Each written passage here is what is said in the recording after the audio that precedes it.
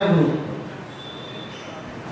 কোরআন আমাদের কাছে এসেছে হুদাল লিন-নাস, মানুষকে হেদায়েত দেওয়ার জন্য।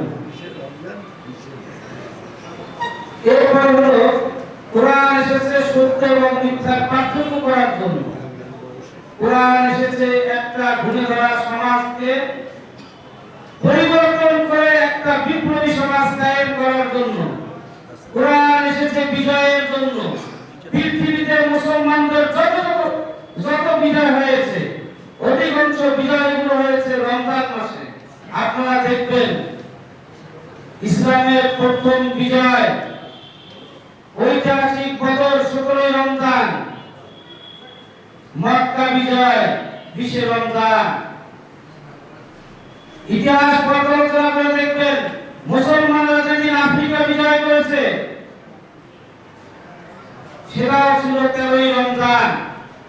মুসলমানেরা যেদিন স্পেন বিজয় করেছে তারিক বিন জিয়াদের নেতৃত্বে সেটা ছিল 19 রমজান। আমরা যে মাটিতে দাঁড়িয়ে আছি এই উপমহাদেশ মুহাম্মদ বিন কাসিমের নেতৃত্বে বিজয় হয়েছে। যেদিন দেওবন্দ আক্রমণ করে মুহাম্মদ বিন কাসিম বিজয়ী হন সেটাও ছিল 24 রমজান। রমজান হলো বিজয়ের মাস, রমজান হলো কোরআন নাযিলের মাস, রমজান হলো আনন্দের মাস।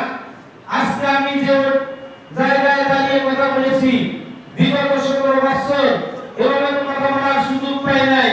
এর জন্য বাংলাদেশের ইসলাম প্রিয় মানুষের জন্য 2025 রমজান হলো বিজয়ের মাস।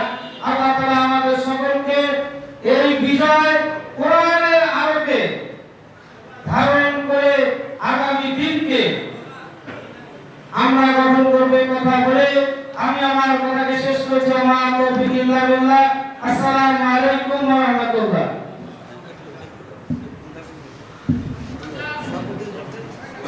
ধন্যবাদ। প্রিয় উপস্থিতি, আপনারা আমাদের আজকে অনুষ্ঠানে আপনারা সাড়া দিয়েছেন এবং আপনাদেরকে আমরা শুভেচ্ছা জ্ঞাপন করছি।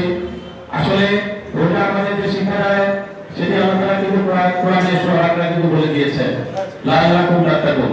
অর্থাৎ রোজা আমাদেরকে কিন্তু আল্লাহ তাআলার ভয়ের শিক্ষা দেয়।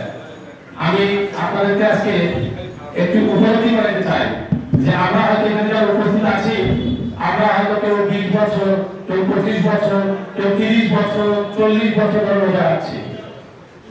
আমাদের যে পূর্বে রোজাগুলো আমরা রেখেছি সেই রোজাগুলো কি আমাদের সত্যিকার অর্থে কি আমাদেরকে আল্লাহর ভয় আমাদের মনের মধ্যে কি জাগ্রত করতে পেরেছে? এই প্রশ্ন আমাদেরকে নিজেদেরকে করা উচিত। রোজা আমাদেরকে বাস্তবিক অর্থে আল্লাহ তাআলার যে ভয়, প্রকৃত ভয় সেটির শিক্ষা কিন্তু দেয়। কেমন করে দেয়?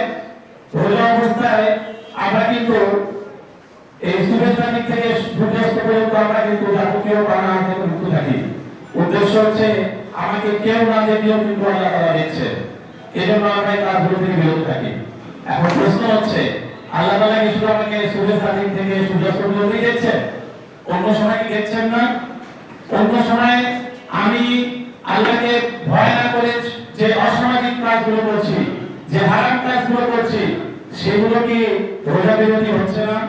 যদি এটি হয়ে থাকে তাহলে আমার রোজা কতটা সফল হচ্ছে সেটি আপনাদের কাছে প্রশ্ন।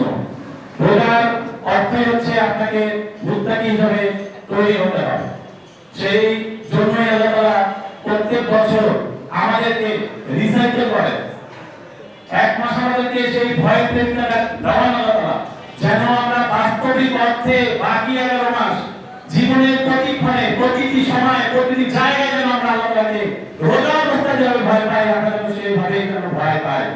প্রিয় উপস্থিতি, আমরা এই কথাগুলো আজকে উপলব্ধি করব, তাহলে আমাদের রোজার যে প্রকৃত অর্থ, প্রকৃত যে মর্ম সেটি কিন্তু বাস্তবিক অর্থে তৈরি হবে। দ্বিতীয় যে কথাটি বলতে চাই, আমরা জানি রমজানে কিন্তু পবিত্র কোরআন নাযিল হয়েছে। রমজানের এত গুরুত্ব, এত মহত্ব কেন? এজন্যই যে এই মাসে আল্লাহ তাআলা কিন্তু ফুরকান নাযিল করেছেন, কোরআন নাযিল করেছেন।